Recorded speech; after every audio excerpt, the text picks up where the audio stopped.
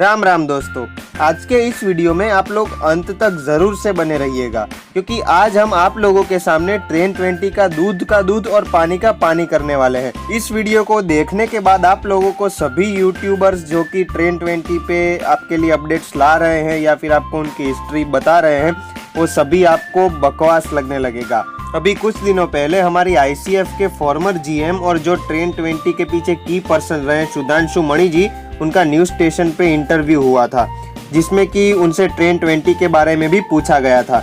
और दोस्तों सच में उन्होंने जो भी खुलासे किए हैं और अपनी जुबान में जो ट्रेन 20 के बारे में बताया है वो एकदम से हैरान करने वाला था। उन्होंने तो पूरी की पूरी थियरी ही बदल दी थी। इनफैक्ट अभी कुछ दिनों पहले हम हमारी चैनल पे भी जो आपके लिए ट्रेन 20 का एक फाइनल वीडियो लाए थे उसके बारे में डिटेल में चर्चा करते हुए उस पर भी हमें तो अब शक होने लगा है, वो इन्फॉर्मेशन भी अब हमें तो गलत लगने लगी है। तो चलिए दोस्तों जानते हैं कि सुधांशु जी ने आखिर ऐसा क्या कहा जिससे कि अभी तक जो हमने यूट्यूब पे ट्रेन 20 के बारे में डिटेल में वीडियो देखे हैं वो सब हमें अब गलत लगने लगे हैं। और ऐसा क्या है कि ट्रेन 20 को आप लोगों के सपोर्ट की जरूरत पड़ रही है। तो दोस्तों सुधांशु जी के मुताबिक जो हमारी आईसीएफ और भारतीय रेल है वो स्टेनलेस स्टील पर बेस्ड कोई भी ट्रेन सेट जो कि 160, 180 या फिर 200 किलोमीटर पर आवर की स्पीड में चल सके वो बनाने में पूरी तरह से सक्षम है, जिसमें कि कोई दो राय नहीं है। लेकिन उन्होंने जो लिस्ट बनाई थी ये ट्रेन 18 के प्रोडक्शन के टाइम, तब उन्होंने कुछ पॉइंट्स नोट किए थे, जिसमें से कि एक पॉइंट ये था कि जो ट्रेन सेट बनने के बाद तैयार होगा तो हमारी एग्जिस्टिंग किसी भी ट्रेन, लोकोमोटिव या कोच से काफ़ी ज़्यादा एफिशिएंट होना चाहिए। साथ ही उसमें एल्यूमिनियम बॉडी भी होनी चाहिए और इसी के साथ उसमें कैप सिग्नलिंग भी होना चाहिए, जो कि इतने कम समय में हो भी नहीं सकता था। और दोस्तों आप सभी लोगों को पता होगा कि अब से 2 साल पहले, तब क्या अब भी हमारे इंडिया में एल्यूमिनियम टेक्नोलॉजी से कोचेस बनाने की कोई भी फैसिलिटी नहीं है। और अगर आईसीएफ तब ऐसी कोई ट्रेन सेट बनाना चाहती भी तो उसे किसी विदेशी कंपनी के साथ कॉन्ट्रैक्ट करना पड़ता। अब दोस्तों तब ट्रेन 18 का प्रोडक्शन तो चल ही रहा था और साथ ही साथ ऐसा एटमॉस्फेयर भी क्रिएट हो चुका था कि आईसीएफ ने पूरा मन बना लिया था ट्रेन 20 को बनाने का। तो दोस्तों बस इसी को ध्यान में रखते हुए हमारी आईसीएफ ने रेलवे बोर्ड की परमिशन के साथ पैरेलली ट्रेन 20 नाम के 15 से 20 ट्रेन सेट इंपोर्ट करने का सोचा।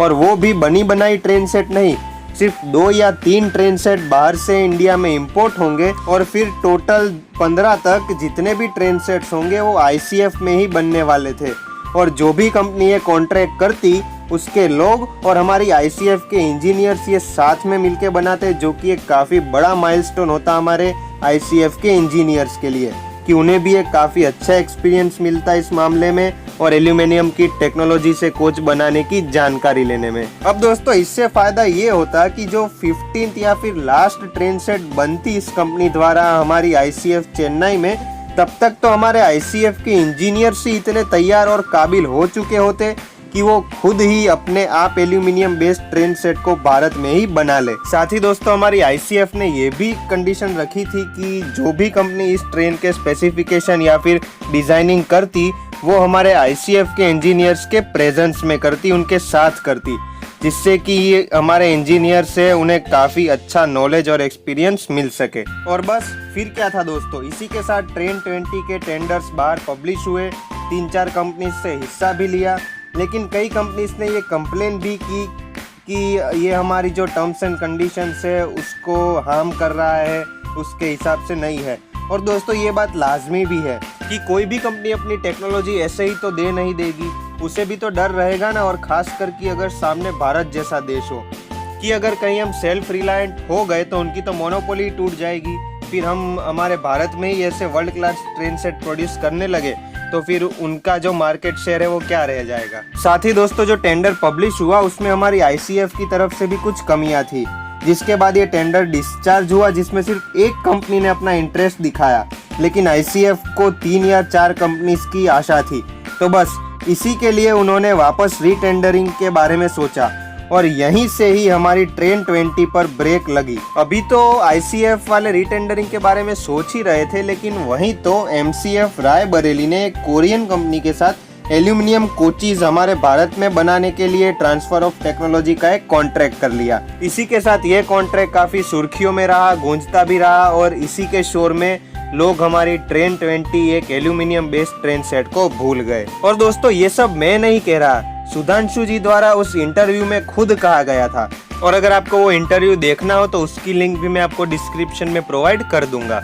अब दोस्तों ट्रेन 20 के सपोर्ट के बारे में बात करें तो इसको आपका सपोर्ट इसीलिए ही चाहिए क्योंकि सुधांशु जी ने भी कहा, और आप ही सोचिए, एक एल्यूमिनियम बेस्ड ट्रेन सेट अच्छा है या फिर एक एल्यूमिनियम बेस्ड कोच। अभी इंडिया को एक ट्रेन सेट की ज़रूरत है अच्छे से अच्छे, और ना कि कोच की। तो दोस्तों यही थी पूरी की पूरी ट्रेन 20 की असली हिस्ट्री, कि वो कैसे आने वाली थी, उसका कैसे प्रोडक्शन होने वाला था, जो कि कल हमें ये सुधांशु जी का इंटरव्यू देखने के बाद पता चली। वरना अभी तक तो इन न्यूज़पेपर्स, मीडिया हाउसेस, कई यूट्यूबर्स और आर्टिकल्स वालों ने यही झूठ फैला रखा था कि ट्रेन 20 एक ट्रेन 18 का बेटर वर्जन होगा, उसका सिर्फ एक स्लीपर वर्जन होगा, उसमें अच्छे मॉडिफिकेशंस करके ट्रेन 20 को बाहर रिलीज कर दिया जाएगा। और दोस्तों हम भी यही मानते थे, और हम लोग भी दोस्तों ये सब न्यूज़पेपर और आर्टिकल्स पढ़ पढ़ के ये सच मान बैठे थे। और इसी के साथ हम आप लोगों से माफ़ी भी मांगना चाहेंगे क्योंकि हमने अभी कुछ दिनों पहले प्रीवियस एक ट्रेन 20 के ऊपर फाइनल वीडियो बनाई थी,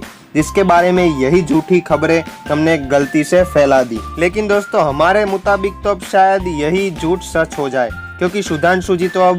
GM रहे नहीं ICF के, और अभी का जिसने भी चार्ज संभाला होगा उनका कोई ट्रेन 20 के रीटेंडरिंग में इंटरेस्ट नहीं होगा, इसलिए उसका कोई फर्दर प्रोसेस या फिर खबर सामने नहीं आई है।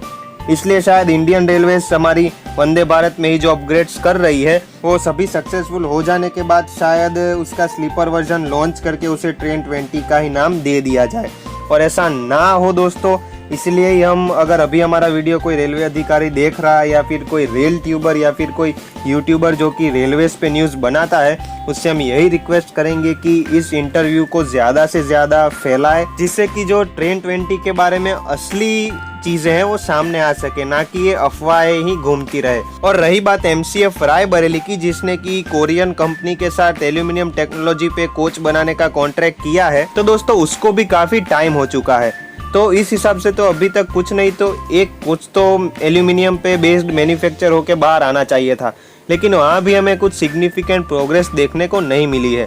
इसलिए हम तो यही कहेंगे कि रेलवे भी कोचिस से ज़्यादा एल्यूमिनियम बेस्ड ट्रेन सेट पे थोड़ा ध्यान दे, जिससे कि हमें फ्यूचर में लॉन्ग टर्म एक काफ़ी अच्छा फ़ायदा हो सके। अब दोस्तों ये जो सुधांशु जी का इंटरव्यू आया है वो काश आज से बहुत टाइम पहले आ जाता, तो फिर हमें इतने सारे कन्फ्यूजन्स या फिर गलत इन्फॉर्मेशन के बीच नहीं रहना पड़ता। पहले से ही सब क्लियर होता और किसी को ये मिस इन्फॉर्मेशन नहीं मिलती। लेकिन ठीक है दोस्तों, जो भी हुआ, लेकिन जो न्यूज़पेपर से ये आर्टिकल्स लिखने वाले हैं उन्हें भी थोड़ी अपनी ऑथेंटिसिटी का ध्यान रखना चाहिए था कि हम लोग क्या लिख रहे हैं या फिर क्या पब्लिश कर रहे हैं। दोस्तों आप भी ज़रूर से कमेंट करके बताइए कि आज जो हमने ये टॉपिक सिलेक्ट किया है उस पर आपका क्या कहना है या फिर आपके क्या विचार हैं। साथ ही में दोस्तों अब से हम एक भी वीडियो ट्रेन 20 पर नहीं बनाएंगे जब तक कि गवर्नमेंट या फिर भारतीय रेल की तरफ से कोई ऑफिशियल बयान नहीं आता कि हम ऐसी कोई ट्रेन पर काम कर रहे हैं या फिर कोई टेंडर बाहर नहीं निकलता, जिससे कि ये जो सारी अफवाहें हैं इन्हें और तेजी ना मिले। और अगर दोस्तों आज का हमारा कंटेंट आपको अच्छा लगा हो तो हमारी चैनल को जरूर से सब्सक्राइब कर ले, साथ ही लाइक और शेयर करना मत भूलिएगा। आज की वीडियो में सिर्फ इतना ही, मिलते हैं हमारे नेक्स्ट वीडियो में। तब तक के लिए भारत माता की जय, जय Hind and God bless you all.